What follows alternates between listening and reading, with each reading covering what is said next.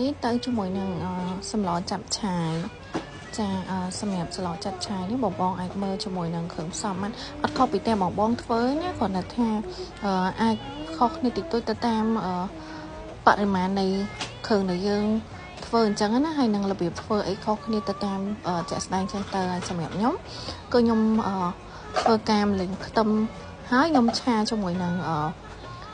សាច់របស់យើងអញ្ចឹងណាសាច់ខ្ញុំសាច់ហ្នឹងគឺខ្ញុំសោះហើយបានខ្ញុំមកយកមកដាក់ឆាជាមួយនឹងហាច់ប៊ីយឺហ៊ឺយើងទៅអញ្ចឹងឆាវារៀងដាក់ទឹកឲ្យស្ងួតទឹកល្អហើយបានខ្ញុំចាប់ផ្ដើមដាក់គ្រឿងអញ្ចឹងណាអញ្ចឹងសម្រាប់គ្រឿងផ្សំដូចខ្ញុំបាននិយាយអញ្ចឹងគឺយើងផ្សំទៅតាមចំណង់ចំណូលចិត្តនិងការញ៉ាំរបស់ផ្ទះរៀងខ្លួនអញ្ចឹងណាអញ្ចឹងខ្ញុំអត់បញ្ជាក់ជាមួយនឹងបរិមាណទេព្រោះការចូលចិត្តនិង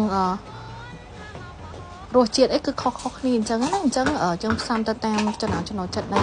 តែរៀងខ្លួនអញ្ចឹងណាហើយសម្រាប់ខ្ញុំចិត្តគ្រឿងរៀងដិតហើយបងមើលតពណ៌ទៅដឹងហើយដោយសារតែខ្ញុំប្រើជាមួយនឹងប្រភេទស្ករក្រហមអញ្ចឹងណាអញ្ចឹងទៅវារៀងឡើងពណ៌ហើយយើងឆាសាច់ឆាអីទៅទឹកវាអត់បានថ្លាល្អអីអញ្ចឹងណាតែសម្រាប់បងចូលចិត្តរបៀបទឹកស៊ុបរៀងថ្លាបងអាចរៀង